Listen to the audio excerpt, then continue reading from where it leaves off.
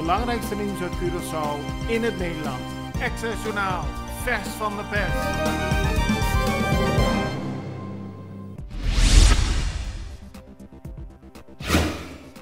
De rechtbank op Curaçao heeft gisteren uitspraak gedaan in een zaak tegen een 52-jarige vrouw. Volgens het Openbaar Ministerie is de vrouw verantwoordelijk voor grootschalige fraude met recepten en medicijnen en zou ze 1,5 jaar de gevangenis in moeten en meer dan 1 miljoen gulden moeten terugbetalen. De rechter ziet het helemaal anders. Hij heeft de vrouw veroordeeld voor mogelijke fraude met 1 recept. De vrouw is veroordeeld tot 3 weken gevangenisstraf en hoeft geen geld terug te betalen.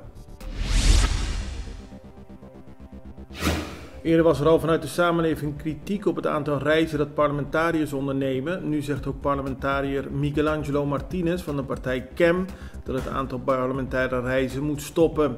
Vooral de Parlatino-bijeenkomsten in Panama noemt hij snoepreisjes. Het is roven van je eigen volk, aldus Martinez, die eist dat het aantal reizen stopt.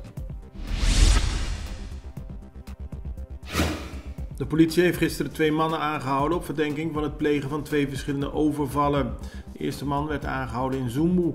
Hij wordt ervan verdacht in november een overval te hebben gepleegd in Colonia. In de straat Kaya Rembak werd een 26-jarige man aangehouden. Hij wordt verdacht van het plegen van een overval in dezelfde buurt, maar die overval liep uit de hand en hij wordt ook verdacht van een poging tot moord omdat hij geschoten heeft op zijn slachtoffers. Het blijft nog stil rond de toekomst van de raffinaderij op Curaçao, omdat er nog steeds onderhandeld wordt met de preferred bidder. Maar de Extra weet te melden dat er wel ontwikkelingen gaande zijn. De afgelopen dagen zijn er verschillende inspecties op het terrein van de raffinaderij gedaan door zowel lokale als internationale inspecteurs. Alles lijkt erop te wijzen dat er op korte termijn meer nieuws over de toekomst van de raffinaderij komt. Na Colectra, nós toma tempo para servir ora com mais de comunico. Llama no centro de cliente na telefone 0800-035 de jaluna para viernes voor die setor de mente te cu setor de noche para turno serviço nang of patrão cita. Se você traz cita para sabra, também por hora. Por escolher para trabalhar, riba aqualectra.com e aproveitar a mesura, põe o documento na cerca para visita cerca nós, vai mais fácil. Sim, a Colectra su centro de cliente wordt klaar para servir na momento que você come abo.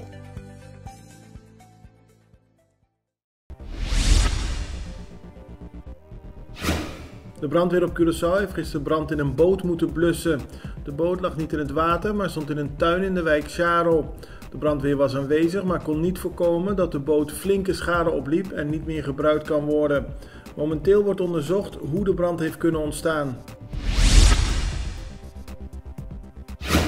De rechter heeft gisteren direct ontslag van een senior laborant van het ADC bevestigd.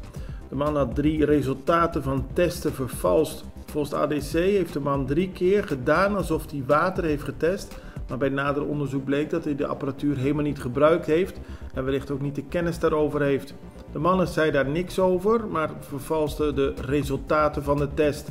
Volgens de rechter was dat voldoende reden voor direct ontslag. Er is nieuws over mooie contracten vanuit Amerika. De Curaçaose honkballer Kenley Jansen gaat de komende 2 jaar $32 miljoen verdienen bij de Boston Red Sox. De Arubaanse honkballer Xander Bogaerts maakte vandaag bekend dat hij de komende 11 jaar bij de San Diego Padres speelt. Daarvoor verdient hij meer dan $280 miljoen.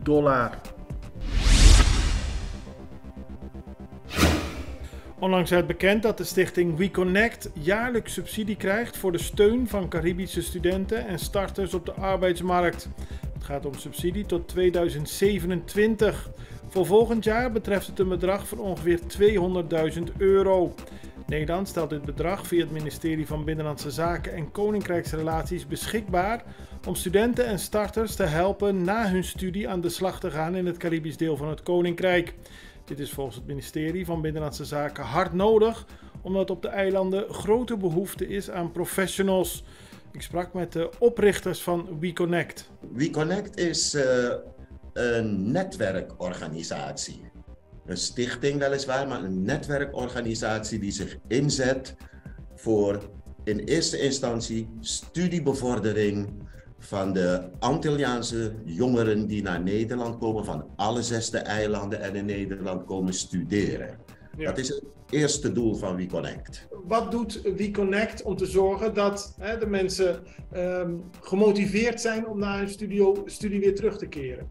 Nou, kijk, je kan alleen maar, en dat is het zoals wij het doen, stimuleren. Dus wat wij proberen is dat we in samenwerking met organisaties op de eilanden, of het nou overheden zijn of bedrijven, proberen om die studenten weer terug te halen. Dus we doen projecten samen met de bedrijven om ervoor te zorgen dat wat die bedrijven specifiek zoeken, dat die doelgroep terugkomt. Ja, en heel concreet organiseren we daar een soort banenmarkt netwerk-events voor, waarbij werkgevers van de eilanden en dus de potentials in Nederland elkaar ontmoeten.